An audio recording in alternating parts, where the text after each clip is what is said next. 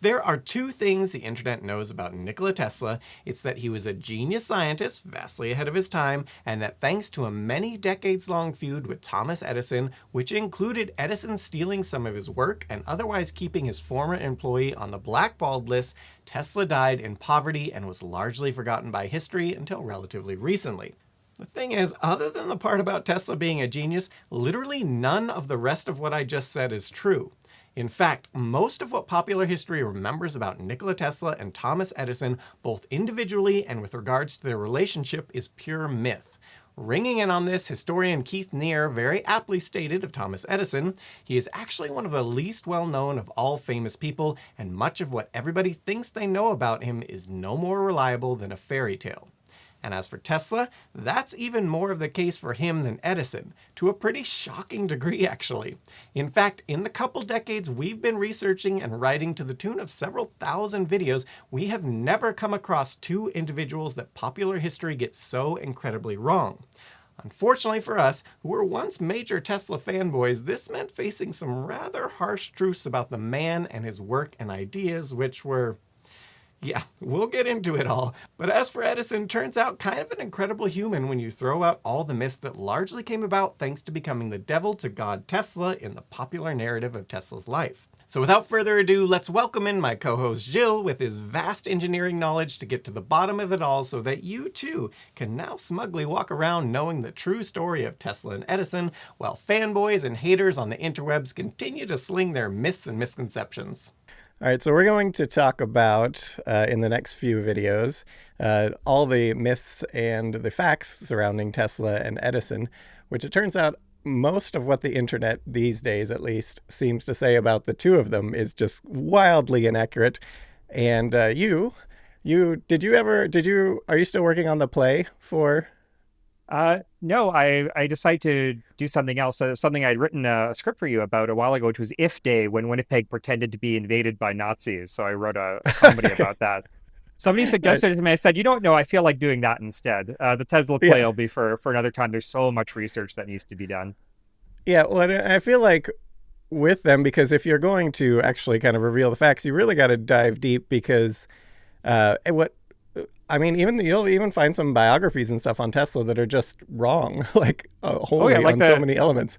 Like, just to get a handle on all the myths and everything, I reread by Margaret Cheney, Tesla, Man Out of Time, and almost all of it is the standard story that you read everywhere. And I was reading through it, I was like, okay, no, that's not quite true. That's not quite true. That's exaggerated. That's a myth. And it was interesting. It's like one of the preeminent biographies of him, and it still perpetuates all these myths. Well, yeah, and the fascinating part is, so it's actually not that hard when you actually dig into. You just really have to read what he himself wrote half the time, and it's very clear that he was not as great as he considered himself. No, he had a very limited, very Victorian understanding of science, and he refused to move along with the times. And it's one of those things where the myth of the lone inventor, of the lone genius who knows things that other people don't know, is going his own way. It's not true. There's an author, I think Matthew Ridley, wrote The Rational Optimist, and he talks about ideas having sex, and is like when, and it's just like in biology where sexual reproduction evolved in order to increase diversity in the population. The same thing with ideas. You need to have ideas constantly interacting and inventors and thinkers constantly interacting with one another.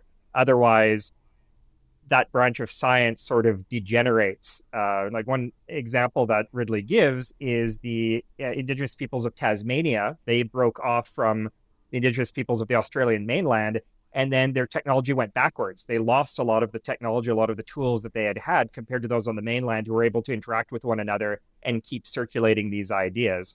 So it's the same thing. You have this person who refuses to interact with other scientists and inventors, is just going off and doing his own thing, and he's going to be wrong most of the time because nobody is going to be checking his work. Well, and I think another thing we're going to get into, I don't think it's on today's episode, but his sort of visions and his mental images where he was just absolutely convinced that if he invented something in his head, that it would actually work. And that also, I felt like, led him astray a lot because, he would have something in his head that worked. And then the advancements in science would say that couldn't work or it would have to work this different way. And he just refused to accept it because it had already worked in his head. So it must be true. Yeah. And to be fair, I mean, he wasn't alone in sort of rejecting the new revolution in science. Like even Einstein refused to admit that quantum theory was correct, even though all of his contemporaries were showing mathematically and experimentally that it was correct. Einstein operated very intuitively, operated using the Gedanken experiment, the thought experiments. And then he had a lot of help from other people to work out the mathematics. And so the same thing, like he had a gut feeling it didn't feel right. And so he rejected it outright without looking at the evidence. I think Tesla was very much the same thing. He had intuitions about what should work. And it worked early on with things like polyphase AC.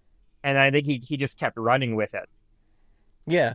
And so today we're going to look at the myth of the Edison and Tesla feud to start, and then we'll dive in future episodes into Tesla, his life, and that and all, and same with Edison.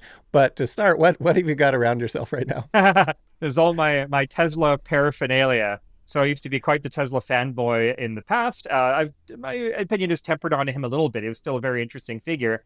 So I've got my 1 million volt Tesla coil back here that I built myself. It works. It shoots lightning bolts about 1 meter long. I haven't had much chance to use it recently. I don't have a big enough backyard. But I used to run parties where I would dress up as Tesla and I would invite friends over and I would make glowing cocktails and things like that.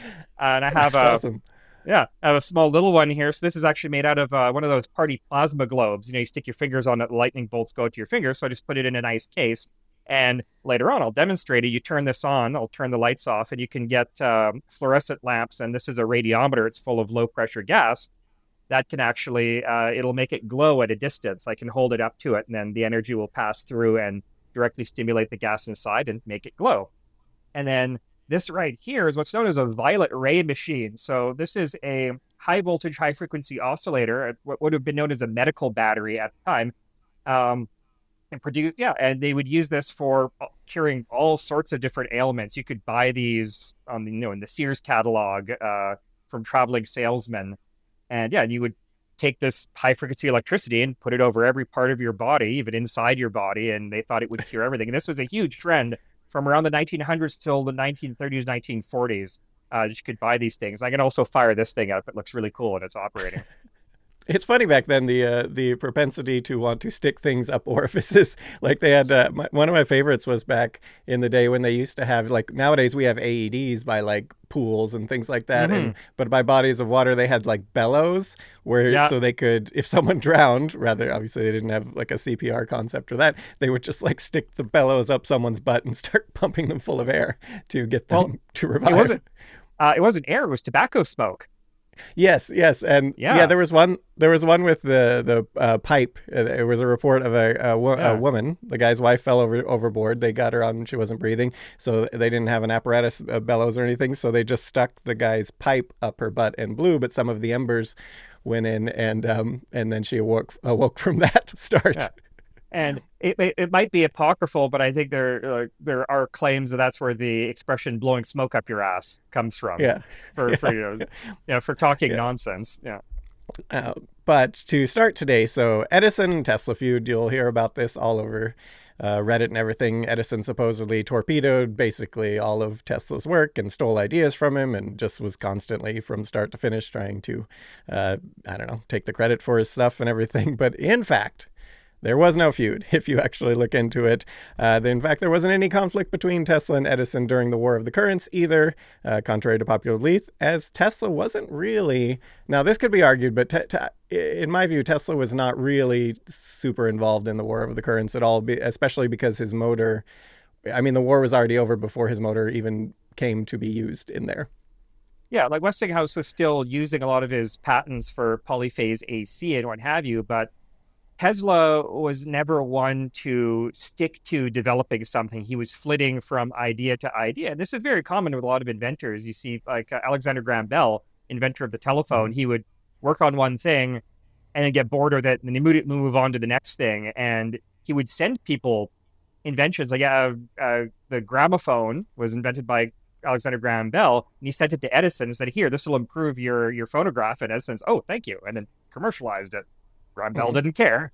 And I think the same thing with Tesla, where he considered himself more of a scientist, just exploring different things, and you could never nail him down at any particular time to actually commercialize his inventions. So yeah, he was doing consulting work, and he was vaguely involved in and going around and working on different things. But yeah, he was never really involved in the business side of things. It was mainly Westinghouse. Yeah, so one fact in all this was, though, that Tesla he did in fact work for Edison's Machine Works when he first arrived in the U.S. and for about 6 months. And this brings about a story that Tesla was offered a $50,000 bonus, which is about $2 million today, if he could improve the design of certain of Edison's machinery. And Tesla successfully did this. And then Edison Company, or in some cases they say Edison himself, refused to pay out, saying that Tesla just didn't understand American humor. And but this one actually came from Tesla himself, but it is suspect on a lot of points. And so to read Tesla's thoughts on it, he says, the SS Oregon, the fastest passenger steamer at the time, had both of its lighting machines disabled and its sailing was delayed. As the superstructure had been built after their installation, it was impossible to remove them from the hold. The predicament was a serious one, and Edison was much annoyed. In the evening, I took the necessary instruments with me and went aboard the vessel, where I stayed for the night. The dynamos were in bad condition, having several short circuits and breaks, but with the assistance of the crew, I succeeded in putting them in good shape. During this period, I designed 24 different types of standard machines with short cores and of uniform pattern, which replaced the old ones. The manager had promised me $50,000 on the completion of this task, but it turned out to be a practical joke. This gave me a painful shock, and I resigned my position. So, even if it's true that had actually, that little promise or whatever had come about, noteworthy there, it was not Edison being involved, it was just Tesla's manager. And then also there's a lot of issues with the rest. As far as the American humor quote, that didn't come up until I think it was the mid 20th century in I wrote it down somewhere, but one of the biographies on Tesla. But it's not clear where that quote ended up coming from. It seems to have just sprung out of thin air. But yeah, at this period, Tesla was making up an awful lot of things, as we'll see. And that's putting it mildly. That's putting it very mildly. His later years were like pure crackpot phase. Not a lot of people talk about the stuff he was coming up with in his later days, like a VTOL aircraft the size of a gas stove that would cost only $1,000 and could take off and land on top of a building or in your backyard or something like that, even though he had no experience in aeronautics, stuff like that. There was a ton of stuff, and I've read, so the counterpoint of that is, it was the U.S. government that stole all his work after he died. They went in and cleared everything out. That's why we don't have any evidence of it. But at the same time, when you look at most of the things he was actually promising, it was like, well, that would have never worked. Like, even though he said, so but yeah, so as for the near $2 million bonus promise, if that were true, it kind of makes Tesla actually looks a little dim-witted, because his pay was $18 per week at the time, and he was otherwise just doing his job making these improvements, so there was no real need for a bonus. Although Edison did occasionally give bonuses and promotions to employees who did something distinguished, but it would not have been for a figure like $50,000, because that was more than the Edison Machine Works actually had on hand at the time. And it would have made Tesla obviously extremely wealthy overnight. For something like that, which was, okay, go fix the machines on the ship, it wasn't something that saved the company. Yeah, exactly. And it wasn't any major advancement or anything, but no. It was just and also I think noteworthy here, if you look over Tesla's journal at the time, this story was not in there at the time. And so you'd think, if someone offered you the equivalent of modern day of $2 million to do something, you would write that down. And then especially if they went back on the deal, you'd definitely write something about that. And if it was something you were so angry about, you quit your job over it, you would have put that. But all he actually said when he left the company was goodbye to the Edison Machine Works. That's what he wrote there. So why did he actually leave? Especially because he ended up going and digging ditches for a while after for Western Union. And so nobody knows for sure, but it seems to have been centered around his work on the arc lighting for Edison, which in the end, Edison actually gave Tesla the patents for whatever reason for the stuff he was working on there. It was an odd move because normally those would belong to Edison's company, but he let Tesla patent them anyway, for what reason are not clear, which goes against the whole idea that Edison was going around stealing Tesla's patents and ideas. So, but during the time, Edison, while Tesla was working on these things, Edison pivoted from the arc lighting because the American Electric Manufacturing Company offered to team up with him, and if the Edison Works would use their stuff, for their arc lighting for their outdoor stuff, American Electric Manufacturing would use Edison's incandescent system for indoor lighting for customers. And so now Edison did not really need the work Tesla was doing on the arc lighting system. And that makes a lot of sense because arc lighting is incredibly bright. It's great for street lighting. Mm-hmm. Still very, very bright, like not very pleasant to look at. But for anything other than like a factory or something like where you need a lot of light, you don't want to be having arc lights indoors. That's an awful idea. Yeah. Let's see. So why did he actually leave? So he was doing this. Some people suggest that he was just upset that Edison abandoned his work on the arc lighting. But as for what Tesla actually said, he said, immediately thereafter, some people approached me with the proposal of forming an arc lighting company under my name, to which I agreed. Here finally was an opportunity to develop the motor. But when I broached the subject to my new associates, they said, no, we want the arc lamp. We don't care for this alternating current of yours. In 1886, my system of arc lighting was perfected and adopted for factory and municipal lighting, and I was free, but with no other possession than a beautifully engraved certificate of stock of hypothetical value. Then followed a period of struggle in the new medium for which I was not fitted. And he does not explicitly say what that was, but it's thought that this was him referring to his digging ditches for the Western Union lines. But the one good thing that came out of this is while he was digging ditches, he met one Alfred S. Brown, the then head of Western Union's telegraph service for the New York Metropolitan District. And then a few connections later, Brown had connected him with a few people, where he now had his own laboratory by the fall of 1886, eventually incorporated to the Tesla Electric Company. Tesla states of all this in his autobiography, the reward came in the end, and in April 1887, the Tesla Electric Company was organized, providing a laboratory and facilities. The motors I built there were exactly as I had imagined them. I made no attempt to improve the design, but merely reproduced the pictures as they appeared to my vision, and the operation was always as I expected.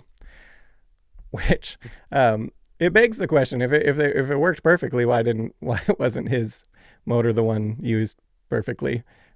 This seems to be another example of his slight exaggerations. Yeah, and also like it required an entire like polyphase, like either 2-phase or 3-phase AC system, which you need to build the generators, the alternators to produce that. It's an entire system. Like it can't just be used on its own.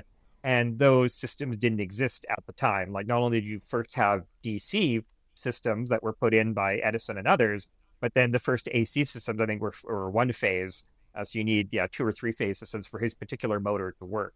So it's one of the things where, it works if you have an ideal system, but it doesn't work with the infrastructure we have right now.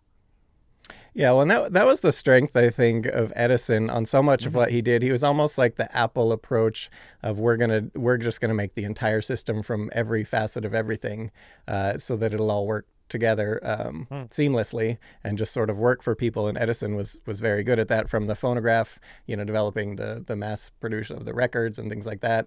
And I thought it was even funny, Edison picking the music for that, which was ironic given his lack of ability to hear well. But yeah, so going back to the story of the bonus, at this time, Tesla was obviously claiming a lot of things as mentioned, but he also had the love of Tesla's life. I just put this in here because it's a little bit of a story that seems to show he was a slice of cheddar short of a cheese sandwich at this point in his life. But it's on the pigeon. There was a pigeon. He obviously liked to feed pigeons throughout his life as a hobby. But then there was one pigeon that he fell in love with. And as he wrote, I have been feeding pigeons, thousands of them, for years, but there was one, a beautiful bird, pure white with light gray tips on its wings. That one was different. It was a female. I had only wished to call her, and she would come flying to me. I loved that pigeon as a man loves a woman, and she loved me as long as I had her. There was a purpose to my life. Also of this, when she was dying, he said he saw two powerful beams of light emanating from her eyes, and that, yes, it was a real light, a powerful, dazzling, blinding light, a light more intense than I had ever produced with the most powerful lamps in my laboratory. Yeah, this goes back to his visions things, and how much, when you look at his sleep habits, a lot of, especially at his youth, a lot of his visions, it almost seems like perhaps hallucinations, maybe at the byproduct of sleep, extreme sleep deprivation, which was his thing. What do you think? It could be a form of seizure as well, or interestingly, a form of migraines. Like there's actually recorded instances of people who have severe migraines. They'll have the aura beforehand, and basically their vision will fill up with static. And there's a theory. There's a Christian saint, Saint Hildegard, who created these images that are very geometric, and she saw heaven and like towers in heaven. But psychologists have looked at them and said, oh, hey, those look like the visual hallucinations you have when you have severe migraines. So it could have been something along those lines as well. Yeah. He had a lot of issues going on. Like he was very famously suffering from what now we would classify as obsessive compulsive disorder. When he went to eat, he would eat at like the Waldorf Astoria or the Players Club or what have you. He would have a certain number of napkins, like always the same amount, and he would polish his glasses a certain number of times. He would live in rooms that were divisible by 3. He would calculate the cubic volume, like the volume of all the food that he consumed. He hated jewelry on women, especially pearls. I think one of his assistants came in wearing pearls, and he sent her out and said, "No, change your outfit, get out of here." So he had a lot of various quirks. So it's kind of hard to diagnose in retrospect, but there was a lot going on with Tesla. That much is clear. Yeah, and Tesla and Edison, on that note, though, were both known for their just extreme work hours and trying to forego sleep whenever possible. Edison would take his little naps in the day. He would just, take a quick little cat nap and then right back to work. And Tesla just seemed to try to go as much as possible without sleep, day or night, just to... One of my favorite Edison stories is that I think one of his first jobs was he was a telegraphist. And in order to allow him to sleep, he built basically a machine to send random telegraph messages here and there to make it seem like he was working, so he could just nap on the job. And then they finally caught him and they fired him. Yeah. And then Tesla, too, he was just all about his work. And even so he was thought to have been celibate during his lifetime, speaking of his love of his life in the pigeon.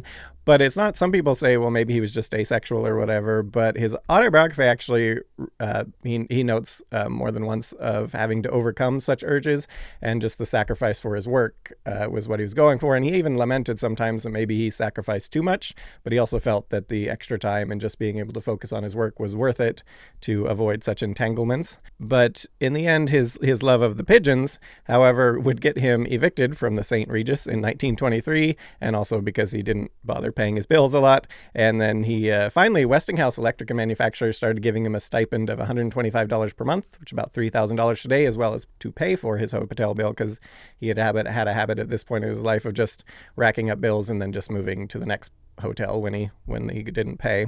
But they ended up taking care of him. Yeah. Interestingly enough, I have stayed in the room he died in at the New Yorker Hotel in New York. Really? Yeah, the first time I traveled to New York, I was like, hey, I wonder, and I phoned up the New Yorker Hotel and said, hey, I can't remember what the room number is. We can maybe put it up on the screen afterwards here. I asked them, is that room available? They're like, oh yeah, the Tesla suite, yeah, it's available. So yeah, I spent the night in that room, and yeah, they've got posters of some of his patents, and like the famous one of him sitting in front of the giant Tesla coils at Colorado Springs and what have you. Yeah, I've stayed in that room. Oh, that's crazy. Do they charge extra versus relative to other rooms, or was it? No, it's just it's a regular room. Like they have a couple of. It's actually been split into 2 rooms. So there's like an A and a B. But no, yeah, they've got a couple of decorations in there to let you know. Nikola Tesla lived and died here. Died here in 1943. But otherwise, it's a regular room, so I was able to get it. So that was a little fun treat. And there's a bust of him in the lobby of the hotel as well. Nice. So let's move on from there to the War of the Currents, the myth that it was sort of Edison versus Tesla, and they were, shooting shots at each other in the media and blah, blah, blah. But in fact, it was really Edison against George Westinghouse and also company others like Thomson Houston, which eventually Edison's company, sort of against his will, would end up teaming up with for AC power. But also the myth that Tesla invented AC power. He did not, of course. There were others like Faraday and Hippolyte Pixii that pioneered that, with the latter creating AC generator all the way back in 1832, over half a century before. Tesla was working on his AC induction motor. And then there was the likes of Sebastian Ziani, Ziani de Ferranti, and William Stanley, who based their work on yet others. And then it was actually Stanley, not Tesla, who arguably won the War of the Currents for Westinghouse. And it was Stanley's complete high voltage, as you were talking about, the complete system, the high voltage AC system, including generators, transformers, and high voltage transmission lines that allowed the AC power to be relatively efficiently transmitted over large areas. And it was Stanley's transformer design that served as the prototype for the transformers that came after. And it makes a lot of sense, like to say, oh, well, they invented DC generation first and then AC. Well, no, it makes sense that AC would have been invented beforehand, because if you just make the most basic generator, which is just like a magnetic rotor inside of an armature, that's automatically going to generate AC. Mm-hmm. You need to add a commutator, which is a rotating switch that constantly flips the polarity so that you get DC, not an alternating sine wave, in order to produce DC. So that's something that was added on afterwards in order to rectify the current. So yeah, so an alternator would have come first if you're trying to come up with a generator, and then they had to change it to a dynamo, a DC generator, and then you have a DC motor, which also has a commutator in order to keep the magnetic field constantly switching. And so to make AC practical, you then had to come up with an AC motor, which is what Tesla had a hand in, didn't invent it outright, but where you have different coils running on different phases. So the different sine waves are out of phase from one another. They're sort of shifted from one to another, which means that the voltage peak travels in a circle around the motor and drags the rotor around. That's the rotating magnetic field. So yeah, that's sort of the evolution of how it would have gone. If you just build a generator without a commutator, you're making AC. Yeah, that's interesting. And then also, in the complete system, you also need a way to figure out how to bill people for what you're giving them. And that Oliver Schallenberger came up with it quite by accident. Well, it's sort of an accident inspired him. So he was the first to come up with a successful AC electrical meter to tell how much power someone is using. So on this one, the story goes, while working on a lamp, a nearby spring fell into it, at which point Schallenberger noticed it was rotating, which could only be from electromagnetic force, and he quickly realized he could use this fact to create a device that turns small wheels proportional to the power flowing along the lines, and thus they had a way to measure what their customers were actually using to build them. And that's how it works today. You have a flat disk. If you actually look inside your electricity meter that's bolted to the side of your house, there is a flat disk, and then there is a coil that's hooked up to the mains current that causes it to spin. And then there's a braking magnet. There's a little magnet in there that makes sure that it rotates at a constant speed and doesn't, accelerate or decelerate. And then, yeah, it's all hooked up to a little odometer, and that's how it still works. And funnily enough, at the time, for the DC distribution system that Edison had, the way that they actually measured the current was you had a vat of electrolyte with 2 copper plates in it. You would pass the current through, and some of the metal on one plate would be deposited on the other electrolytically. And the meter reader would come along, pull out the sacrificial plate, the one that would disintegrate slowly, and weigh it. And your electricity bill would be based on how much the plate weighed, like how much the electricity had eaten away at the plate. And then another neat one they had later on was the mercury-based one, where electricity would flow through it. The electricity would make mercury flow through a tube and drain into a tank.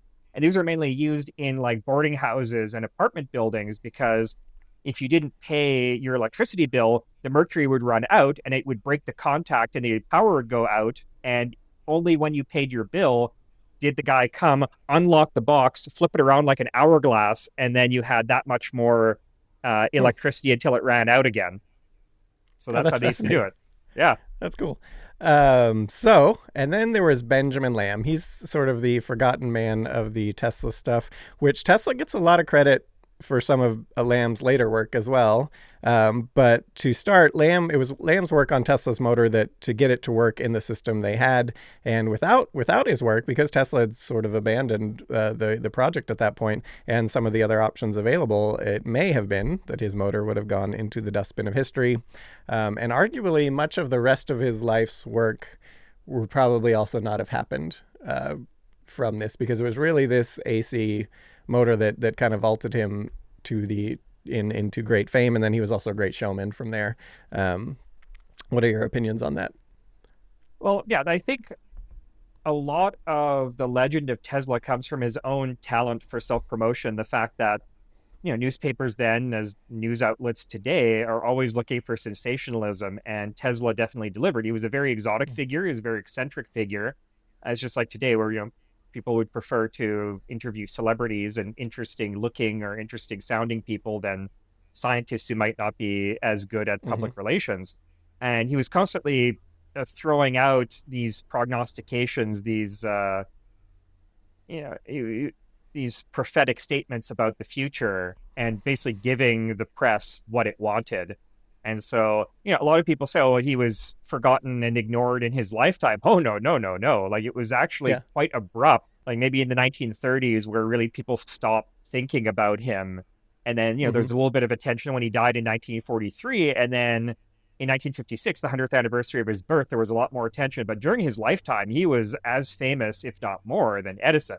He was a huge celebrity. He was in all the papers. And I think that's one of the problems with studying him today, is most of what we know about him and what he was doing was what the newspapers were writing about him, which is, of course, going to be super sensationalized. And if he didn't understand what he was talking about in most cases, then the newspaper reporters definitely didn't understand. And so there's several layers of obfuscation going on there. So it's, you have to sort of pull through, like dig through all the layers of turn of the century sort of yellow journalism and sensationalism, sort of dig into the truth of what was actually going on and what he was actually accomplishing.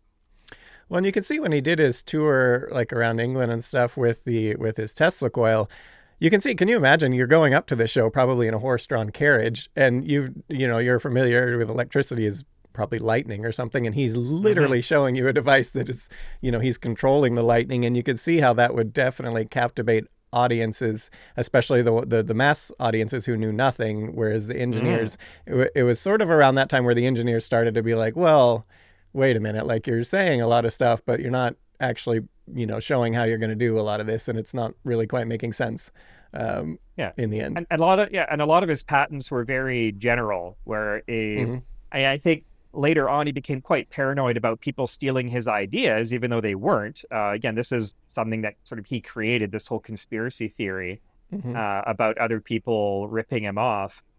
So especially near the end of his life, his patents tell you absolutely nothing at all, which is kind of counter to the idea of a patent. The idea of a patent is it's not a trade secret. It's you disclose exactly how the invention works in exchange for having the exclusive right to it for however many years. And so even in the whole debate over who invented the radio, you look at the basic patents that Tesla filed. Yeah, sure. Okay. He's outlining the basic principles of how like AM broadcasting should work and reception, everything like that. But none of it is immediately implementable.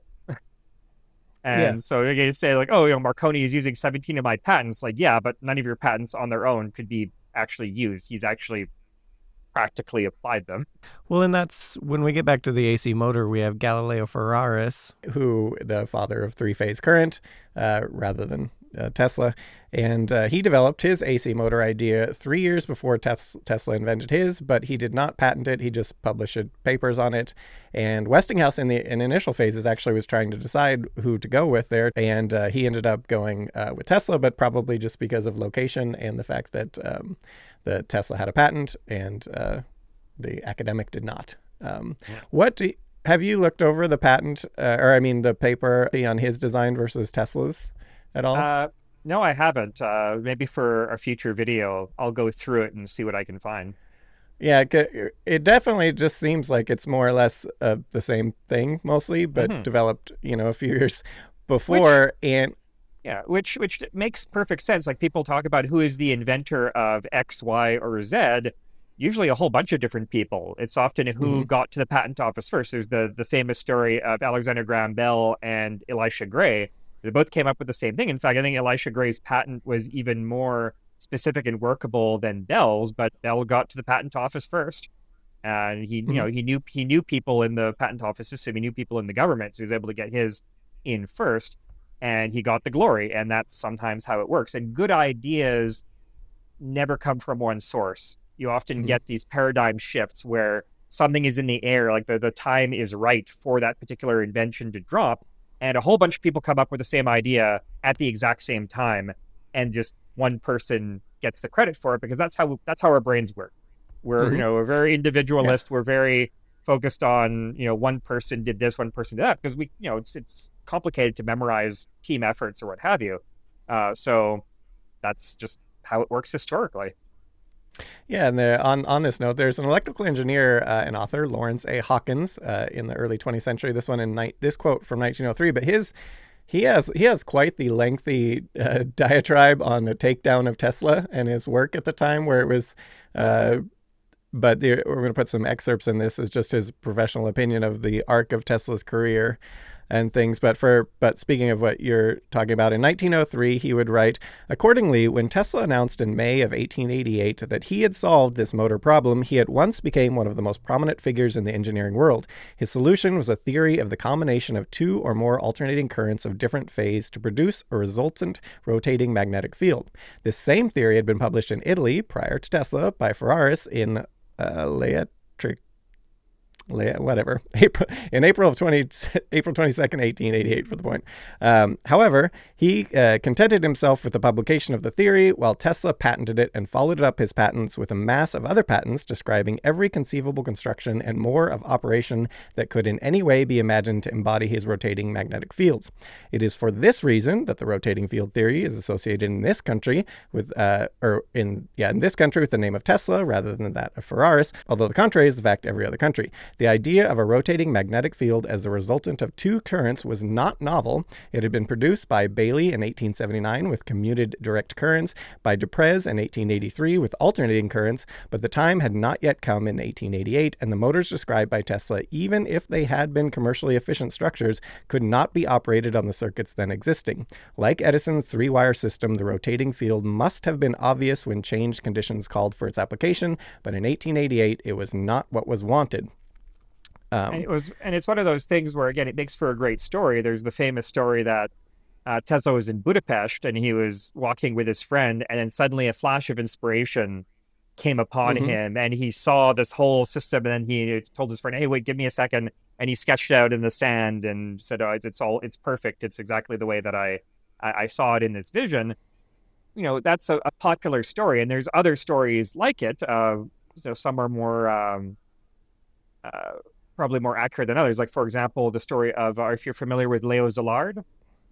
mm-mm, So Leo Szilard was a physicist, a nuclear physicist. He came up with the idea of the nuclear chain reaction, and the famous story is he was in London in 1939. I think he was on a street corner, and he had just read something from Ernest Rutherford, who's saying, "Oh, anybody who thinks that we can get energy out of splitting the atom is talking moonshine." And so he kind of got angry and went out for a mhm, walk to cool down. And he got to a street corner, and as he was waiting for the light, he suddenly came up with the idea of the chain reaction. And then he crossed the street, went back to his apartment, and wrote about it. And so stories like that of just sudden inspiration tend to become very popular and mythologized, and yeah, it makes for a great mhm. story. Well, and I think with Tesla's too, when he was coming out with the story as well, he had a tendency to do that where like something would be invented and then he would say, "Oh, I did that a while ago." Like, Yeah. and this story, I don't know, it kind of struck me as somewhat similar, perhaps. So maybe not, because they were working on at the time. Was he in Budapest? Was it? Hmm. And yeah, they were working on AC transformers and stuff there, which he would have been familiar with, and maybe so he was thinking about the problem. But yeah, his Having false memories is, or not knowing where your idea comes from, is very common.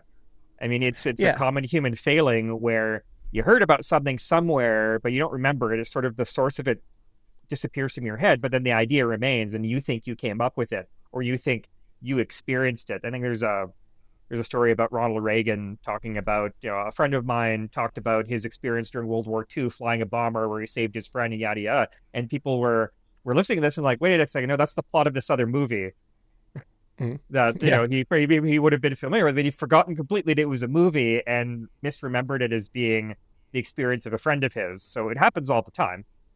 Yeah, and he may have even at the time thought up something of it, but he definitely emphasizes that it worked perfectly. He could even see when things were out of balance and stuff. He had in the specific quote, and I think it sort of perhaps was with the strength of how good it supposedly worked back then, was maybe to say that, hey, this was before Ferraris, like this is when I came up with it. But and maybe in more detail, but either way, Hawkins goes on of his criticism of Tesla's motor at the time and why it took several years for it to be practical in the existing AC system. So he says, as Swinburne said at the time, Electrician, Volume 21, page 342. I love it. He must have put in some work, because if you read his entire writings on the arc of his career, he cites all these sort of obscure, well, maybe they weren't super obscure, all these different magazines, newspapers, like quoting the different people and quoting Tesla. And back then, I mean, nowadays that would be easy, but back then it would have taken some work. But either way, he said, the low efficiency is not at all the chief objection to the scheme. The whole arrangement is impractical, as it demands special alternating current generators and leads. Until Mr. Tesla can produce a motor which will work on alternating current circuits as they are, and do that efficiently, even with the varying loads and without difficulty in starting, he can hardly be said to have solved the problem. The achievement of the Tesla and Ferraris publications was not the solution of a problem presented by the existing conditions. They assumed non-existent and, at the time, impractical conditions, and then applied the obvious principle of the rotating field of Bailey and Duprez. Had not experience subsequently proved that polyphase generator more efficient than the single phase, the rotary field of Tesla and Ferraris, like that of Bailey and Duprez, would never have become of more than academic interest. And I think that speaks to something quite relevant, is this sort of pie in the sky attitude, and people who defend Tesla or believe that he was unfairly shut out of the arc of history or anything like that, talk about technology doesn't develop in huge bursts. It develops incrementally. And yeah, you could argue that Edison should have waited for better technology, but if you keep waiting, that better technology never comes. It needs to work incrementally. So you start with direct current, which you understand, and you start with a couple of different clients, industrial clients or wealthy clients that want you to light up their mansion with your power station, what have you. And yeah, the technology evolves, and you need to be, as an inventor, if you're trying to implement technology, you have to be cognizant of that. You have to be cognizant of, you're not going to be able to get the perfect end product immediately. You have to work with what you have. You have to incrementally improve the system. And I think Tesla was a bit impatient in that regard. He wanted everything to be in leaps and bounds, and he just didn't understand how proper technological development occurs. And yeah, sometimes it's messy. Sometimes technologies that are not optimal stay in place for far longer than they should, but it's the way it works. Well, that was sort of Edison's real gift, I think, was his meticulous experimentation, where he would find the thing where it was like, this would be super cool if we could get it to actually work as a system and practical for people. So how can we do that? Let's figure it out. And so take this sort of existent state of technology and just make it commercial. And that was a sort of, I don't think I have the quote in this notes here, but later on we do, where he talks about that, where if something didn't have a practical purpose, he was not interested in working on it until much later in life. Then he went to pure experimentation just for fun. But before that, it had to be practical and had to have a commercial application for him to spend the time, basically. Yeah, and it makes sense, especially at the time. Like, people today can say, oh, well, we would have so much better technology if it wasn't about making money. But at the time, how did you get the capital to fund your invention? The U.S. government at the time was not giving out a whole lot of money for research. Like, that came a lot later. You had to court guys like J.P. Morgan, John Jacob Astor, all of the robber barons, and they're not going to fund you if your invention has no commercial application. Like, this is how technologies come to market. Later on, you have institutions like DARPA and NASA and what have you, the National Institutes of Health, whatever, that are funded by the government that are doing this pure research that then trickles down into the commercial sector. But it used to be, no, it starts out as a commercial invention, then it gets applied more widely. Like it starts out as a product. So that was the way you did it at the time.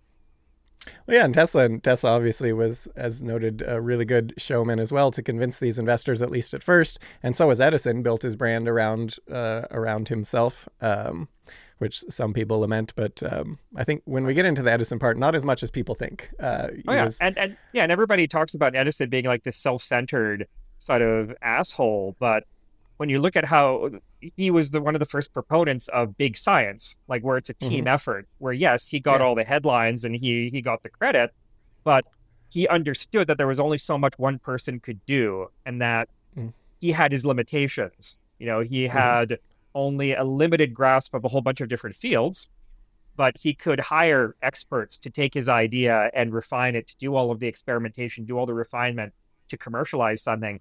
And that's how scientific investigation and industrial research and everything like that occurs today. He was a major pioneer in that. So as much as everybody denigrates him today as sort of a glory hound and what have you, no, he understood that it takes a team to accomplish these things, and he implemented that very, very successfully. Yeah, and that was, I think, arguably his greatest invention was of the sort of refined industrial lab, which he pioneered and just did a great job of, where he was sort of the head, he kind of directing things, but he used the other people almost as extensions of himself. Say, okay, go work on this, or like hire them for their expertise in this to get some advice, and then, okay, go work on this part, you work on this part, I'm going to experiment with this, and we'll, in the end, we'll figure it out together. Yeah, and he understood the practical difficulties of it. He understood that you had to keep working at something, that it wasn't just a case of, invent a better mousetrap and the world will beat a path to your door. That old saying, Tesla believed that. Like Tesla kept going on and on about, when I am rich, when my millions that are due to me arrive. And, he just thought that it was, I come up with this thing and then, ... profit. Yeah, exactly. He had no conception of how you actually went about implementing something on a national or international scale. He just assumed that it would happen somehow. Well, in Edison too, there was he has a great quote that of course I don't have right now, but it was talking about that with he lost a bunch of his patents, like a ton of them, they'd expired, and the reporter was like, "How do you feel about that? It's going to be a major loss to your company." And he was like, "No, that's not going to hurt us at all, because at the end of the day, when you look at my legal costs of defending patents and all these that I have, the patents themselves, I haven't actually made money on directly. If anything, I've lost money, but what I have made is on using them to manufacture myself and to sell these products, and that's where I make my money. And at the end of the day, I can still make these products just because the patent's expired, And he talks about other people were already pirating my stuff anyway, so it's unlikely to really do much to reduce sales or whatever. It's probably going to go on as it is. And so whereas Tesla was banking on a lot of making money off the patents themselves rather than making something for people to buy. Yeah, and he was extremely lucky throughout his life, where every time he was bankrupt, he would get some lifeline from somewhere in the world where he had a random patent that he filed in like Austria, Hungary, or Germany or something like that would suddenly become relevant. He would start getting royalties from it, and it was just enough to keep him afloat. Like you look at the whole latter half of his life, he had an electrical horseshoe up his rear end. He was getting all these lifelines tossed to him over and over again. You were talking about, the Westinghouse company feeling bad and extending him some money so that he could actually, not be homeless. Well, and it's sad too, because when you look at a lot of his work too, where it's like science had advanced, he should have known better, and yet he had these large chunks of money, and it's like right there, just stop, like relearn stuff, like update your knowledge, and you can do something here you have a lot of money, you're set for life basically. And then he would just use it on these fruitless things that would just sink all. I mean, he clearly believed in the ideas, because he would sink all his money into it, but at the end of the day, it was just self-inflicted, his poverty at the end. But going back to the quotes here, Hawkins also goes on, but engineering today owes Tesla no more than it owes Ferraris, Deprez, or Bailey, for Tesla never produced a commercially successful motor. As the demand for polyphase motors gradually came into existence, he worked hard to produce a commercial motor, but it did not appear in the market. The motors of the so-called fundamental patents failed absolutely to meet commercial conditions, though the later Tesla patents describe multitudinous modifications. Tesla himself, with practically unlimited means at his disposal, seems to have failed to produce a commercial self-starting motor for power purposes. We're going to get back to Lamb, so what actually happened during the War of the Currents? As alluded to, news of Tesla's alternating current induction motor eventually reached George Westinghouse, primary owner of the Westinghouse Company.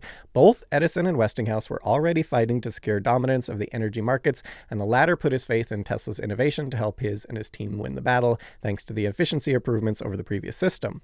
That said, once again, Tesla's motor didn't end up coming into play in the War of the Currents other than costing Westinghouse a lot of money. The war ended up being over before Lamb had made the necessary modifications and it started to be implemented. But this is so what happened here with this, because this is another story where there's a lot of misconceptions about why Tesla seemingly gave up his patent rights, but not really. It was during the financial panic of 1890 that allegedly saw Westinghouse almost lose control of his company. At the time, the Westinghouse team, which for a time included Tesla, which was trying to work out the kinks without Tesla's help as he had already stepped away from the project. And we should probably mention why he seems to have left. The rumor is that he had difficulty working well with others, but it also could have just been that the contract also just had a stipulated time that he had to stay on to get the money. I think what was it? It was a large sum, like something like $500,000 in present. I don't know. It's somewhere in here, but he had a large amount of money that was given to him if he would work. I think it was for a year with them. And then when it didn't pan out, he just kind of stepped away and, he now had a lot of money and he was going to go work on something else. So maybe he did have trouble working with others, or maybe he just was like, I got my money and you're going to keep paying me $15,000 per year, about $500,000 today, as part of the minimum royalty arrangement. So regardless of whether they were using the motor, they had to pay him this. And this was a problem for when Westinghouse's lenders were trying to refinance his debts, because they were not getting anything out of the motor. It didn't seem necessary for what they were trying to do, but they're paying Tesla about $500,000 per year for essentially nothing. So they were quite keen on just stopping any further use of the patents and pushing the motor. So it was in 1891, Westinghouse told Tesla he had two options. On the one hand, he could stick it out with that original agreement, and then Westinghouse claimed to him that he's going to lose his company if he doesn't have the money, and so the lenders are going to be in control, and then Tesla can try to get money from them, but it's unlikely. They have no interest in his motor. And then this was a problem for Tesla because he had also sold his manufacturing rights to Westinghouse for $65,000, which is about $2.2 million today. So he wouldn't be able to do anything with the motor either. And it also would benefit him if Westinghouse continued, because if Westinghouse deployed it, this obviously is good for Tesla in a number of ways outside of the direct money. Oh, here it is, $24,000. He got paid about $800,000 a day for that 1 year. It was 1 year to consult on the motor before he cut ties. So this is his one option, but which Westinghouse thinks, they're going to drop the motor. They're not going to do anything with it. Option two, Tesla could agree to just forego the royalty payments for the time being, and Westinghouse could continue to work. He promised he would continue to work on deploying the motor. And so some people say Tesla was choosing the altruistic or perhaps just very naive about the things, but he was not stupid, obviously, not a stupid man. And he was not altruistic about any of his work ever. He was extremely litigious, as most inventors are, about their work that they poured into. So it seemed it's just the sensible thing to do at the time, because Westinghouse continuing to work on and push the motor was going to benefit him regardless. And he, obviously had a decent amount of money from it all at this point.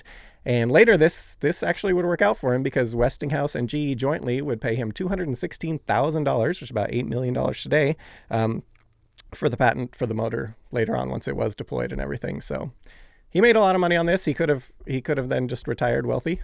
But and again, he spent prodigiously on all sorts of things. Like, they talk about him being like this sort of scrappy underdog. No, he maintained a fairly lavish lifestyle. Like he knew he had to hobnob with the rich and the famous. So he was always dining at Delmonico's or the Waldorf Astoria or what have you, is always entertaining, wealthy, influential friends. He had this, very upper class lifestyle that he was maintaining, and then he would spend a whole bunch on experiments without telling anybody what he was actually spending it on, and not giving any updates. So yeah, like I said, he was extremely lucky. He got money, a lot of money throughout his life, ridiculous amounts of money for that age, and fairly easily, because he had a lot of very wealthy and influential friends, but ended up losing almost all of it. Yeah, well, and it was also fascinating how often he did, especially later in his life, he would take the money and then work on something completely different than what the money was originally intended for. Usually trying to push his, what did he call it? The world power system? Or the world system. Yeah. And people are always talking about, JP Morgan was evil because he didn't believe in giving electricity free to the entire world. It's like, well, yeah, no crap. No shit. Yeah. Well, and neither did Tesla believe in giving it away for free either. No. At the end of the day, and it wasn't really on that on that project. They're often talk about the wireless electricity element, which I guess, but also one showed he didn't quite understand what he was working with. But when you really look into what he was actually trying to do, like use the earth as a pump and a conductor, and it's just like, well, that's just wrong.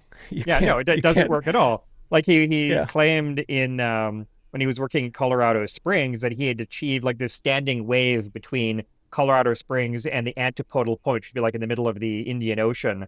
He had this big standing wave between them because he was using the Earth as a conductor. It's like, well, no, that's not how that works. Like, you can transmit over the horizon if you're bouncing short waves between the ionosphere and the Earth, but the whole, fine, he wanted to create basically like an early form of the internet, having this like broadcasting system all across the world. Like that was what JP Morgan bought into, but it was costing him a ridiculous amount of money for this giant tower. And then Marconi says, I can do this with a box this big. I can do the same thing. Not continuous wave broadcasting. It was still spark gap, wireless telegraphy. But still, it was a lot more convenient than here's this gigantic building that's costing you millions of dollars that may or may not do what I say it does. Well, and I wondered why did Morgan never say, well, okay, you've already said you've got this working in Colorado. Why not just use that one? Like, why do we need to build a new one? You said it works there, so okay, let's just use that. We don't need to build a new structure. Yeah, exactly. You've already got the power plant there, and they're talking about Tesla's attitude towards money and his idea that when I'm rich or what have you. This is one of the things where he had no written agreement with the power plant at Colorado Springs, and he just assumed that Colorado Springs would be honored to host him and would just give him the electricity for free. And then he left, and then the town, I think they sued him for the money for unpaid electricity bills. They're like, we never agreed to this. Why would you assume that we would give you the electricity for free? Well, and at one point, didn't he also he caused a power outage or something with their system? I can't remember the details, but he did. Yeah, he was. I think it was the first time he turned it on. Like, it worked for a couple of seconds, and then he knocked like the dynamos were on fire, like the power plant was on fire. And then they fixed it, and he called them up and he said, "Oh, can you plug me back in again?" And they're like, "No." No. Why would we do that? You almost burned the city down. All right, so going back to deploying. Since we're talking about Colorado Springs, so there's the famous claim that he put light bulbs in the ground and had them glow miles away from his transmitter. They have that scene in The Prestige, which is really cool. Love that movie, but that never actually happened. Like, it's taken from a single line of his notes where he said, I've sent enough electricity through the ground to light a bank of however many watt light bulbs this distance away from the transmitter. He never claimed, never photographed, never actually did that. He just said, I've sent enough power to do that, theoretically, if I wanted to. But never actually happened. He would have made a fantastic, when you really look at, he was definitely a visionary when it came to where things were going and what you could do. I mean, the way it would be done would be very different in a lot of cases. But like when you look at his world system and like the internet today, like he was kind of describing that. Like he would have made a great sci-fi author. Like if you just detach from the science and just write some great sci-fi stories, because his vision, it was a lot like in some respects like Jules Verne and things. Well, I think he was friends with H.G. Wells, or at least he was a passing acquaintance. They were at least contemporaries. I think they met at least once, if I recall correctly. But yeah. Well, and Wells used his supposed Martian, a signal as part of inspiration as well. So yeah. But yeah, Tesla would have been great at that. He probably could have made a ton of money just writing fictional sci-fi stories in this way. Or just as a traveling magician. Like apparently his shows were truly spectacular, and there are things that people still can't figure out how he was actually able to do. So in that respect, the Prestige is probably a better better timeline. Well, and it's interesting that he didn't go back on that because, I mean, people still would have been, people now still pay to go see Tesla coil shows and stuff. It's great. And back then, especially if he just detached from, and, his whole performance and where things were going, like that part of it, the audiences ate it up. So yeah, he had avenues for making money. But going back to deploying his motor, Tesla explains about some of the difficulties. In the early part of 1888, an arrangement was made with the Westinghouse company for the manufacture of the motors on a large scale, but great difficulties had still to be overcome. My system was based on the use of low-frequency currents, and the Westinghouse experts had adopted 133 cycles with the object of securing advantages in the transformation. They did not want to depart from their standard forms of apparatus, and my efforts had to be concentrated upon adapting the motor to these conditions. Another necessity was to produce a motor capable of running efficiently at this frequency on 2 wires, which was not easy of accomplishments. So, who actually figured it out? So Tesla steps away after a year, and everything, and this brings us to it was first Charles F. Scott was working on it, but then eventually Benjamin Lamb took over the project, and usually the guy who actually gets the system to work gets all the credit. But Lamb really gets shafted by history because so much of what he did, Tesla gets credit for. Even some of the stuff with the generators in Niagara Falls and things like that. People say Tesla invented it. It was no, Lamb designed those and the system. But Tesla gets the credit. So we're going to talk about Lamb for a minute because he deserves some little... Yeah. And I think it's ironic because, Tesla is the poster child for the inventor that was unfairly forgotten. But no, he was the Edison to Lamb, or Lammy, I think it would probably be pronounced. But so he is the Edison to Lammy, and Lammy is the one who's completely forgotten now. Nobody's ever heard of him. So, well, it's funny because also what's funny about this is because whenever I'm like talking just casually with people about this, I always forget Lamb's name. Like I'm always like, and it was this other guy that I can't remember his name, but it's like ironic.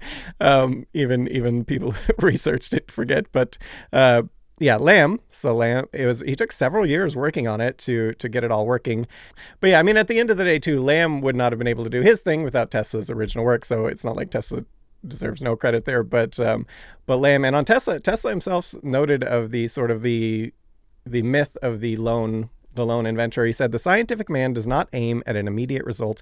He does not expect that his advancement ideas will be readily taken up. His work is like that of the planter for the future. His duty is to lay the foundation for those who are to come and to point the way." Which again, like, okay, I get it. But, he makes a good point. But at the same time, he didn't stick to that either. Like, he was never a pure scientist. He was never a rigorous scientist. Like, if he said, okay, well, I'm a pure research scientist, I'm here to come up with principles, you would think that his approach would be a lot more rigorous, that he would be taking more detailed notes, that he would be, sharing his results with other people, having them replicate his results. He would be writing more scientific papers. Like, I don't think he ever wrote a single true scientific paper. It was, electrical engineering journals and popular publications. But he never actually wrote anything, so far as I remember. That was an actual scientific journal. So he was, he was kind of halfway between, where he was not a fully dedicated commercial inventor like Edison was, where it's like, no, my job is to bring commercially viable inventions into the world and sell them. He was not that, but he was not a rigorous, focused scientist either. He was kind of wibbly wobbly in the middle. I'm going to screw around with stuff until I'm bored and then move on to the next thing. And then take my word for it, bro. Yeah, well, and that was in the early going. A lot of the engineering, the journals and things would publish his works, but it very quickly, when it became clear that nothing he ever said was really panning out, and it was more, again, on the realm of science fiction and these sorts of things, they sort of stopped. But the popular media did not stop. They still ate up his stuff because they were very compelling stories. And you look at some of his papers again there, or his publications here that he would write, it was much more on like looking at the future of what might be and sort of vague on the details of how we're going to get there. But for sure, he's already invented it, which was kind of the pattern that he went. So he was a futurist, which is a respectable thing. Like you have a lot of, especially sci-fi authors or people like Ray Kurzweil, who are futurists who talk about, this is like, given the state of technology now and where it's going, this is probably where we're going to go in the future. And in that respect, he does deserve a lot of credit for his foresight, but again, wasn't able to back it up in many cases with something solid and tangible. Yeah, and that's where you see the sort of the professional engineering world started to distance themselves around the early 20th century. Just, all right, well, this guy, he doesn't really know what he's talking about, but the mass media, we're still eating him up because he was still Tesla, still super famous, and he sold papers with his stuff. But there too, speaking of that, so Lamb's work on the 1893 Columbian Exposition in Chicago, which he designed, Lamb designed most of the key apparatuses there, but Tesla in the media got most all the credit. Nobody really talking about Lamb. And to add insult to injury, again, it was that the Adams power plant in Niagara Falls, which Lamb designed the motors for, and Tesla had almost nothing to do with whatsoever, other than he did help convince the Edward Dean Adams to use the Westinghouse's system instead. That was sort of his main contribution, but not really designing it or anything like that. No, I think it was another thing where he kept on talking about it. Like I think he said that he visited Niagara Falls for the first time and he was instantly struck by, we must harness this power. And he was constantly talking to the press about it. And so he, again, it's just because he made for the better headlines. He made for the better spokesperson. He hogged the spotlight. Yeah, then Lamb, and then he sort of adds to it to give the impression, this is one of the quotes, to sort of give the impression that he had a lot more to do with it than he actually did. He talks about the project was a fulfillment to one of his uncles when he was a child. He states, "I was fascinated by a description of Niagara Falls I had perused and pictured in my imagination a big wheel run by the falls. I told my uncle that I would go to America and carry out this scheme. 30 years later, I saw my ideas carried out at Niagara and marveled at the unfathomable mystery of the mind." So he definitely, nothing that he said there was, assuming he's actually being honest about telling his uncle this, the rest of it, it's all true. Like his ideas were carried out, but it wasn't like his idea. He just thought, hey, he could be a good generator there. Like that was that's kind of funny where there's plausible deniability there, where he's saying, this idea, this scheme that I had of harnessing the falls, yes, it was accomplished, but there's a lot of reading between the lines where he's implying, I was the one who implemented this. Yeah. And there, just a brief aside, we just thought mention Benjamin Lamb's sister, Bertha Lamb Fite, also worked as Westinghouse as an electrical engineer, which was obviously for a woman in the late 19th century. That's pretty crazy because she was the first woman in America to graduate with a degree in engineering other than civil engineering, and her focus was mechanical engineering with a specialty in electricity. So she worked there too. Just sort of a brief little aside. But yeah, Lamb, he gets no credit. So moving on from there. There's another story popular that Tesla invented radar and that then Edison purposely torpedoed it to, again, I don't know, out of spite or whatever, vague on the details. So going back a little, during World War I, Thomas Edison was sitting on the Naval Consulting Board, so that part's true. And they did torpedo Tesla's idea. Notably, though, Edison only worked for the War Board. His stipulation, he would lend his brain and services only if it was for defensive purposes. He would not help them create anything to kill anyone, because Edison had a stance, which is going to seem strange for people hearing all the animal stories, but he said, "Nonviolence leads to the highest ethics, which is the goal of all evolution. Until we stop harming all other living beings, we are still savages." And he very much seemed to be including animals in that, which then people might be saying, wasn't Edison the one out murdering elephants? and horses and things. We're going to, when we get into the video on Edison, we'll debunk a lot of that. But for starters, we'll just say no, he was not involved in killing any elephant, contrary to popular belief in any way. But you can, once we get into the story, it will become clear why he was associated with it. And I do wonder if a lot of it also had to do with sort of isolationist feeling at the time, because this would have been like the board was convened, I think, before 1917, before the U.S. officially entered the war. Just like before World War II, there was a lot of isolationist sentiments where it's like, oh no, we're not getting wrapped up in this European war, and that might have also been part of his sentiment. Although I don't know, we'd have to look into it. Mm-hmm. Yeah, well, and Edison also briefly became a vegetarian, seemed to be for health reasons, but also, yeah, he definitely was, again, so much of what people say about Edison, not true. We'll get into it on a different video. We don't need to jump into it today because this one's already super long, but so we'll go back to the torpedoing the radar. So the reason they torpedoed it was not Edison out of spite or anything of the sort. It was that Tesla, what he proposed would not have worked. And again, showing his misunderstanding of what he was doing. Radio waves can go through water, but they need to be very low frequency. Like systems for communicating with nuclear submarines use low frequency, but you need high frequency, like short wavelengths, in order to successfully locate and track something. And and they would have had the technology at that time really to do that. Like it wasn't really until the 1930s German engineers started coming up with the first sort of medium wave radars, and it wasn't until 1940 that you get the magnetron that's able to do centimetric radar that's able to like pick out submarine periscopes and things like that. So and then at the time you started getting hydrophones. So we talk about sonar. There's two types of sonar. There's passive sonar, which is just a hydrophone. You're just listening for the sound of the submarine's propellers. And then active sonar was called ASDIC. That was developed in the lead up to the Second World War, where you're actually sending out a physical ping, an active ping. So that's active sonar. But so you're actually using sound waves traveling through water, which does work quite well. Yeah, and that was exactly, they rejected Tesla's idea, obviously, as not feasible, and they instead went to working on the sonar systems, which there'd been some rudimentary stuff for detecting icebergs and stuff, and now they were going to try to sort of refine the systems for war.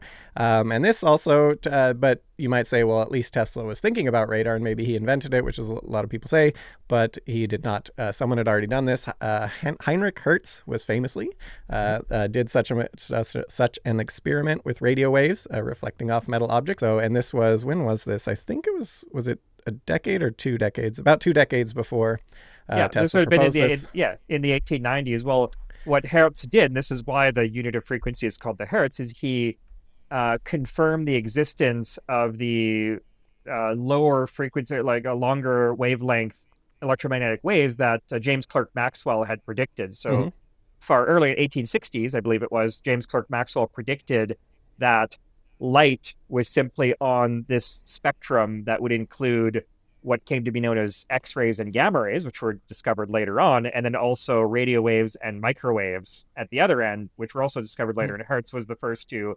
confirm that radio waves actually existed, and he was able to do a lot of experiments. He actually did the first radio transmission before Marconi, only across a room. He was able to transmit a signal across a room. But then, it was also able to say, these things will reflect off metal. And that's the basic principles of radar. So there you go. Yeah. And then Christian Holzmeier built on this as well to patent a first fully functional radar system before this. So there wasn't really anything novel particularly about this other than he was trying to use it in water. But even when Holzmeier did his thing, a newspaper reported, because above and underwater metal objects reflect waves, this invention might have significance to future warfare. So it was already predicted that that's where it was going to go eventually. And just saying, thinking of something, what if we use this to do this? Tons of people can do that. That's not, you can get credit if you predicted something like that, way, way, way ahead of time or in a very specific way. But unless you produce the physical, either a mathematical formula, like the theory behind it, or a physical prototype or what have you, you don't deserve all that much credit. It's a huge jump between saying, what if we used radio waves to detect ships at sea, and actually doing Yeah, yeah, But exactly. but yeah, it's funny that even though this was going on at the time, especially like the British were very slow in coming up with anything uh, practical for taking out German U-boats. And there's a report written on what can we do against U-boats, and one of them is literally, we'll send a guy out, like the ship's blacksmith, in a rowboat, go up to the periscope and destroy the periscope with a hammer. Yeah, no, that was a great. Yeah, we did a long time ago. We did an article on that one. It was just hilarious. That was their counter thing. It's just bash it with a hammer. It was great. Moving on from there, the Nobel Prize on November the 6th, 1915, thanks to a Reuters news report with many other outlets picking it up, the world was briefly under the impression that Edison and Tesla had jointly won the Nobel Prize for Physics. And as to why Tesla was never awarded such, the rumor mill tends to say that either Edison torpedoed it, because just to spite Tesla, I guess, or that Tesla refused because he didn't want to share the prize with his mortal enemy. Thus, the Nobel Prize in Physics that year was given instead to William H. Bragg and Lawrence Bragg for the services in the analysis of crystal structures by means of X-rays. The report was true that they had said this and that it got picked up. But the actual Nobel Prize committee would come out and say no, they had never planned to do this, and so it was just a complete misprint or whatever. I don't know where they got the idea, but also the Nobel Prize Committee also said any rumor that a person has not been given a Nobel Prize because he has made known his intentions to refuse the award is ridiculous. The Nobel Prizes have a lot of really weird rules, and I think I remember reading they reported that the Nobel Prize Committee said, oh yeah, well, Tesla and Edison were in contention, but we decided to go with the Braggs. I don't know if that's even true either, because they keep the nominations secret for years. They don't release them until years and years afterwards. Then they have other rules, like you can't be awarded posthumously. They'll just give it to somebody else if you die, which is why a lot of people have not been, that should have been awarded Nobel Prizes never were, because they died before their name could even come in contention. Yeah, and also to go back to Tesla himself, he had stated when he first learned of this report, he had said, he reported to, I can't remember what newspaper, but he had said, no, he had not heard of this, but he seemed quite happy about it, stating, I have concluded that the honor has been conferred on me in acknowledgement of a discovery announced a short time ago, which concerns the transmission of electrical energy without wires. So he was seemingly happy to go ahead and accept it if it was. But then he eventually obviously learned that he did not win it. And so he wrote to one Robert Underwood Johnson, in 1,000 years, there will be many recipients of the Nobel Prize, but I have not less than 4 dozens of my creations identified with my name in the technical literature. These are honors real and permanent, which are bestowed not by a few who are apt to err, but by the whole world, which seldom makes a mistake. So he kind of just shrugged it off. Yeah. And it just shows that he didn't quite understand either how the Nobel Prizes work, because it's very rare for somebody to be awarded a Nobel Prize for something that they did within like the past couple of years. Usually it's decades, because the Nobel Committee usually has to wait and see if their work has been confirmed, like if it has stood the test of time, because otherwise it could be, oh, well, that sounds exciting, and then they award the prize and it turns out that no, other people can't replicate the results. So if he's saying, oh, I was awarded it because of something that I announced like last year, probably not. Yeah, it's interesting. But also it kind of goes, whenever he was talking to the media, he was always kind of hyping up what he was working on presently. It was going to be this world-changing thing or whatever. So it kind of goes in line with that as well. But one prize he did accept, which also goes to show he maybe didn't have the animosity towards Edison, was he did accept the Edison Medal, which the Edison Medal in 1917, awarded to him by the American Institute of Electrical Engineering, who Tesla at one point was the vice president of from 1892 to 1894. But he did actually refused the honor at first, writing B.A. Barrand of Westinghouse, who had nominated Tesla for the award, "You propose to honor me with a medal which I could pin upon my coat and strut for a vain hour before the members and guests of your institute. You would bestow an outward semblance of honoring me, but you would decorate my body and continue to let starve for failure to supply recognition my mind and its creative products, which have supplied the foundation upon which the major portion of your institute exists." Even after this response, they still insisted on going and giving him, and Barron and others, they ultimately convinced him to do so. And then he not only showed up and accepted it, but seemed very happy about the whole thing. And what was interesting, so in his speech, he actually starts out, for once, it's one of the rare times you'll ever see him being somewhat humble and sort of accurately putting himself in history on the state of things, at least to start.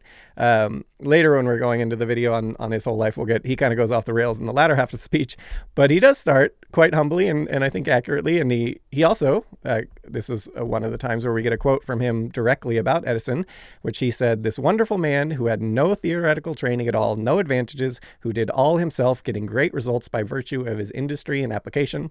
So he's very complimentary. He also, again, starts out his speech quite humbly for once. And again, if you read his writings, this is not his norm, but he starts good here. No.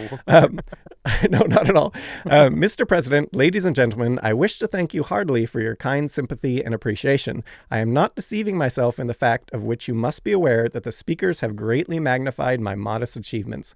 One should, in such a situation, be neither diffident nor self-assertive, and in that sense I will concede that some measure of credit may be due to me for the first steps in certain new directions, but the ideas I advanced have triumphed, the forces and elements have been conquered, and greatness achieved through the cooperation of many able men, some of whom, I am glad to say, are present this evening.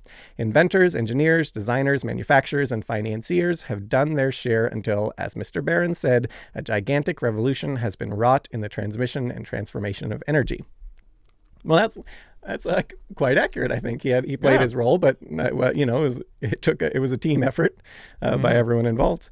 And it doesn't sound very passive aggressive. So speaking about speeches or famous pronouncements of humbleness. So one of my favorite stories that you've heard the quotation by Isaac Newton where he said, "If I've seen further, it is by standing on the shoulders of giants." Mm-hmm. That was actually a diss at Robert Hooke. And it was a pretty cruel one because Robert Hooke, he was short, and I think he'd suffered an injury. And Isaac Newton was saying, "Oh, if I'm going to humble myself, I'm going to say I've built upon the work of others. I've built upon giants, not little runts like Hooke." That's so everybody takes it as this big inspirational thing, but no, it was just this cruel jab at a fellow scientist that he just hated. And Newton was a jerk. Newton was a certified jerk. I didn't know that one. That's a good anecdote. I think another one is the Two Roads poem. The famous one is like, I took the one less traveled. And that one, everyone always interprets as like, that's the way to go, less traveled. But it was actually him sort of making fun of one of his friends because his friend they would go for walks and he could never decide which path to take. And if you actually read the lines of the poem, the entire thing, you'll see that it's more mocking and that it's the person regrets taking taking that path and not the other one. So it's this inspirational, I took the one less traveled. It was I wish I would have taken the other path as the end. But that poem did inspire his friend to end up stop sitting on the sidelines of, I think it was World War I believe, and go ahead and go to war. And then his friend ultimately got killed because of it, because he finally he knew he was being mocked a little in the poem. So he's like, all right, I'm going to pick the path. I'm going to go to war. And then he died. In any event, so where were we? And this, again, as you've discussed too, there's that myth that Tesla somehow labored in obscurity compared to Edison, and it just was not true. And I got a little quote here to illustrate how much it wasn't true. So on March 14th, 1895, 2 days after Tesla's famous lab fire, Charles Dana of the New York Sun would write, "The destruction of Nikola Tesla's workshop with its wonderful contents is something more than a private calamity. It is a misfortune to the whole world. It is not in any degree an exaggeration to say that the men living at this time who are more important to the human race than this young gentleman can be counted on the fingers of one hand, perhaps on the thumb of one hand." High praise at that point, which was sort of the peak of his fame. And at this point, stuff he had worked on had actually worked out, but to an extent. But so going back to the fire, so at the height of his fame there and wealth in March of 1895, his lab burned down. Presumably it's thought from someone was smoking downstairs, but it's not really known. Tesla would state to a New York Times reporter, I am in too much grief to talk. What can I say? The work of half my lifetime, very nearly all my mechanical instruments and scientific apparatus that it has taken years to perfect, swept away in a fire that lasted only an hour or two. Everything is gone. I must begin over again. And so going back to the supposed feud that the two actually never had, when this happened, Edison heard about it and he sent Tesla a message saying he's free to come use Edison's Llewellyn Park workshop while he worked on finding a new lab. So he was just going to let Tesla come use all his stuff to work on his stuff. So it's interesting that, there are all the claims made about Tesla having an eidetic memory, which doesn't exist, by the way. I wrote a whole script about that a few years ago. And, everything working in his head, you think that he would be, less choked up about losing his lab, that he would be like, oh, well, it's all in my head. I know how everything works. I just need to rebuild some things to show other people. Like he did admit to losing some of his mental prowess and especially his memory later in life. But one wonders, how much of that was exaggeration, both by himself and by later chroniclers. Well, yeah, and you look at if you read through his autobiography, which is not that long, but you see it where he contradicts himself a lot on that point, where he'll say the device worked perfectly as I had it in my head. I had it perfectly. I didn't need to write anything down. But then like a few paragraphs later, he's talking about, all the work, it didn't work. Like I had to keep tinkering with it. And you also see, like, if he didn't have to take notes, as he so often claimed, he just kept it all in his head, then why did he always take notes? Like there was notes about things all, even when he died, there was, him working out things. Why did he need to do that if he didn't? And speaking of his notes, one of the big problems, like one of the reasons that a lot of information was not available to scholars for a while, like people say, oh, the U.S. government took it. No, the government of Yugoslavia under Marshal Tito, a lot of it was repatriated back to his native Serbia, which was then part of Yugoslavia. And because Yugoslavia was communist aligned, they weren't technically part of the Warsaw Pact or anything like that. Western scholars didn't have access to a lot of material on Tesla. It was still in Yugoslavia. So it wasn't until fairly recently, like after the Balkan Wars in the 90s, that a lot of that became freely available. So that's another reason. It's like, well, it just didn't have access to it. The U.S. government didn't have it. No, it was back in the Balkans. Yeah. So on all that note, what did Tesla and Edison actually have to say about it? And you can really do a lot of digging in. Edison, it doesn't really seem like he attended some of Tesla's speeches that happened, but he never really seems to have said, I couldn't really find any direct quotes from him about Tesla other than what Tesla said Edison would say about him. So Tesla say when he was working for Edison, he said Edison called him a damned good man. And he also told him, you take the cake. And both of those, there's plausibility in there because Tesla's work ethic. Edison liked to work again day and night, and he expected his workers to do the same, and not everyone could keep up with him.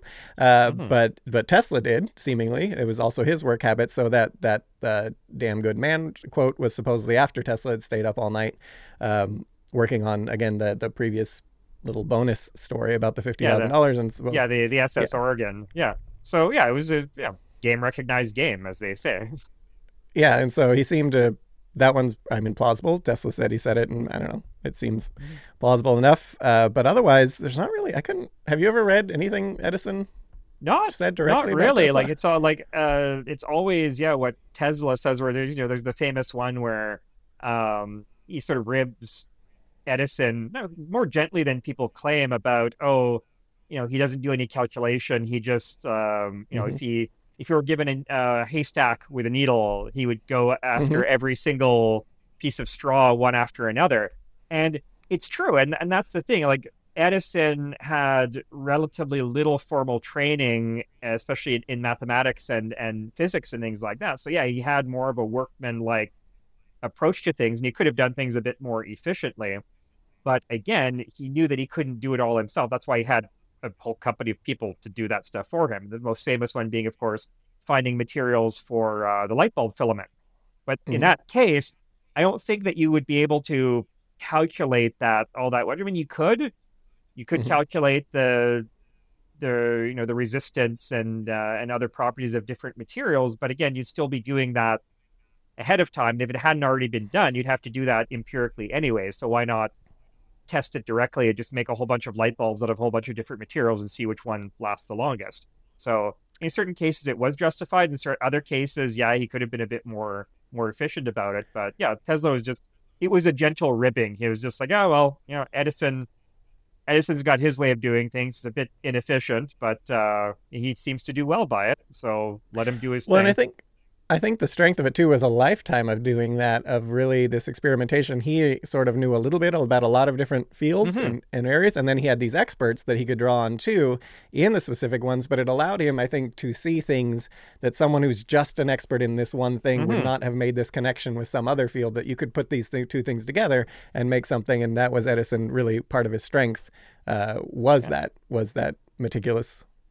And also, since he was so focused on practical results, like he knew what worked, what didn't, what theories were correct and what weren't.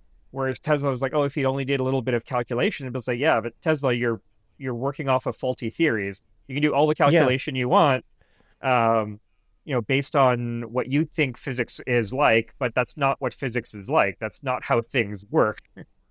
So, well, yeah, and if Tesla had adopted a little more about that experimentation, he probably would have been like, "Oh, wait a minute, this can't be true." Yeah, and he kept on butting heads with people who kept telling him, "It's like, no, this is not how it works. You have no expertise." Like one of the more promising of his inventions, which unfortunately never went anywhere, the technologist wasn't available, was his turbine. So there's the bladeless turbine, where it was just a bunch of discs stacked together, and it was using the viscosity of the fluid. Like you could run steam, you could run compressed air, you could run exhaust from like a gasoline combustor, whatever. You could run whatever you wanted through this turbine. And he had problems with what's known as creep, which is because of the centrifugal force on the discs, they will tend to expand, and that's metallic creep. And this is a problem with all turbines, even bladed turbines like we have today in jet engines. And metallurgy at the time just wasn't up to the task. And one of the reasons is because metal is composed of like tiny little crystals, they're called grains, and those will stretch. Whereas modern turbine blades are actually grown from a single crystal. They have a special way of growing these titanium blades so that there are no grains. It's one gigantic grain, one gigantic monocrystal, and that is far more resistant to creep. They won't expand as much throughout the lifetime of the turbine. But Tesla thought that it was little bubbles of nitrogen or other gases in the metal he was using, and that he invented this device to heat the metal to get all the gas out of it, and took it to a metallurgist, and they said, well, no, that's not what happened. That's not how any of this works, Mr. Tesla. Like, sure, your machine will work, but it won't do anything. Like it won't solve your problem, and so that ultimately went nowhere because he was always convinced that he had the answer, that he knew how things worked, and he refused to deal with experts. But then so going back to what Tesla actually said about Edison. So after he died, in the New York Times, Tesla would write, "The recurrence of a phenomenon like Thomas Edison is not very likely. The profound change of conditions and the ever-increasing necessity of theoretical training would seem to make it impossible. He will occupy a unique and exalted position in the history of his native land, which might well be proud of his great genius and undying achievements in the intensity or in the interest of humanity." And so he mostly just, again, he had that criticism, like you say, his methods, but that needle in a haystack thing. But for the most part, he was quite complimentary of everything Edison did. And the two, when you really research them back to back, they were a lot alike in a lot of ways, except Edison had, again, this better sense of I don't know, the world or whatever you want to say. And also just this relentless optimism, which when we get into in another video, his life and everything his workers would talk about, he just never seemed to get discouraged by anything. Like they would, have 500 experiments to go and they're all just like, oh, this is never going to work. And he's just like, what are you talking about? Like, this is great. We've figured out 500 ways where it's not going to work. And now we're getting closer. And just some of his employees, I have some great quotes in that part where of some of his employees was just like, he just was relentlessly optimistic about, it was just, he didn't really see failure as failure ever. There's some quotes obviously about that attributed to him, but that was just the way he was. He's just relentlessly optimistic. And Tesla just didn't have that. It didn't seem like. Oh no, Tesla was very melancholic by the end of his life. He Depressed. was very, very, I'm very gonna say very pessimistic. Yeah. I spent many days researching the part about his life, and by the end of it, I was legitimately slightly depressed. Like he was just a depressing person. His Yeah. life was depressing, his personality, like everything. Whereas Edison, you're just like, yeah, this is great. Like, it's quite. And Tesla really hits the nail on the head where Edison was like the last polymath. Like he was the last person who, without any like very specific training, and theoretical knowledge about a lot of science, was able to affect the world of technology in such a way. Like he's right, you would never see that again. Every like the development of technology, he was able to capture like the broad strokes of everything that was possible at that time without needing to be more of a specialist. And then after that, no, you would have, this is why you would need to have teams, because you would have to have somebody who is a very focused specialist in this one little aspect of science in order to squeeze any sort of practical result out of it.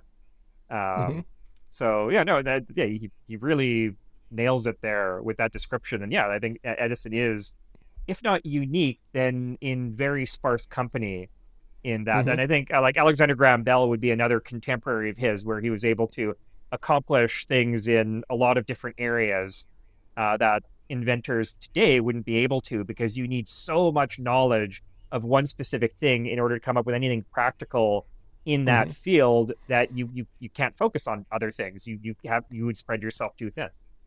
Speaking of that, like that broad knowledge and everything, like so there's a quote from famous British scientist John Tyndall, who is state of 1879 when talking about just Edison's team's unique ability to do things. I believe this quote is referencing the light bulb, but he said, Edison has the penetration to seize the relationships of facts and principles and the art to reduce them to novel and concrete combinations. Hence, though he has accomplished nothing new in relation to the electrical light, an adverse opinion as to his ability to solve the complicated problem would be unwarranted. Knowing something of the practical problem, I should certainly prefer seeing it in Mr. Edison's hands than having it in mine. Just again, going back to his sort of breadth of knowledge, his experience with experimentation, and just there's a lot more. There's a lot more to getting something, to commercially viable, to getting it onto the market, than just coming up with the idea or coming up with a prototype that works. Yeah, you can come up with a prototype that works, but you have to be able to mass produce it. You have to be able to standardize it. There's a lot more work, and this is invisible work. Like again, Tesla thought that it was come up with idea ... profit. Edison was more in tune with the enormous amount of work that goes into taking idea, turning into something practical. And yeah, that's something that really gets forgotten, like industrial engineers. And I worked as a tool designer when I was an engineer. And yeah, you can design, like I worked for an agricultural equipment firm. And yeah, sure, you can design this big combine swather, this big machine, and it's ingenious, but you need to be able to build it. You need to be able to come up with a production line, and a lot of that involves coming up with a pretty complicated tool to make this one part, where you've got 3 pieces that need to be welded together at a very precise angle, and you need to be able to make a bunch of them in a day. There are specific engineers who do that day in, day out. It's a forgotten, often overlooked role, but it's essential. Otherwise, that equipment, the products wouldn't exist. And so, that's what we need to really give Edison a lot of credit for, is the grind, the hard work that goes into taking an invention and making it a reality. Well, yeah, and putting together just focus on what's a solvable problem, which and then having the team together like we have the expertise, we'll do the experiments, and we'll figure this out to be a commercially viable product, and often developing in the entire system to do it. Yeah, and then experimenting with things that maybe are ahead of their time, that the technology is not quite ready for. But still experimenting. Probably the creepiest one is the talking doll. Have you ever seen these things? Yeah. Where it was a doll with a phonograph in it, this little miniature cylinder phonograph, and these things are horrendously creepy. I've heard the recording of one of them playing, and it's out of your nightmares. But again, that's super common today. We have dolls with little voice chips in them, and for him to have come up with that at the turn of the century, and as limited as the recording technology he'd come up with was, hey, that product flopped, but he was at least able to see that there was a future in that, and that the technology needed to catch up with it. And on all this, Edison would note, I never did anything worth doing entirely by accident. Almost none of my inventions were derived in that manner. They were achieved by having trained myself to be analytical and to endure and tolerate hard work, which definitely he was an insanely hard worker, same as Tesla. They both shared that. And that does and that does check out, because like one of the most famous examples of an invention that he kind of missed, where he noted something was going on but never applied it, was the so-called Edison effect, where he realized that soot from the filament on the light bulb was being deposited on the wall of the bulb. And he just considered that a manufacturing defect. It's like, oh, these are going to make the bulbs grow dim over time by depositing this soot. What he didn't realize was that he was seeing thermionic emission of electrons from the hot filament, and then that would later be used by Fleming and De Forest and others to create the first thermionic valves or vacuum tubes, which are then the cornerstone of electronics, at least at that time, for radio detectors and telephone amplifiers and things like that. So that was something where he might have been able to find an application for it, but he wasn't looking for it. So he didn't take that step. Somebody else did. Yeah, it was more of a byproduct of just he was trying to measure the voltage or the current flow or whatever it was in the light bulb. But was it Fleming, I believe, who was working with him at the time or consulting. I think it was him, and that's how he came across the patents, because Edison patented it as like a voltage regulator he was going to use it for, but he did not. His mind wasn't thinking on the possibilities that would eventually birth the electronic age with some work by others. But again, by having a big team of people working around you, even if you miss something, there's going to be somebody who's going to say, oh, hey, we can do this. Yeah, and then eventually perfected it. I think it was a few years later, but back in England, I think. So yeah, both of them though, they were both really hard workers.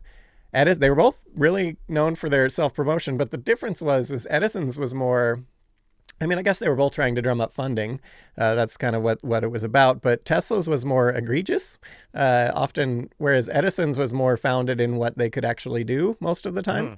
And it would actually tended to follow through because of this industrialization process that they had come up with, which is how experiments had always worked. Like you were referencing, like everybody's taking ideas from everybody else, and he brings it into one lab where they do look at what everybody else is doing, and then they figure out how to make it better.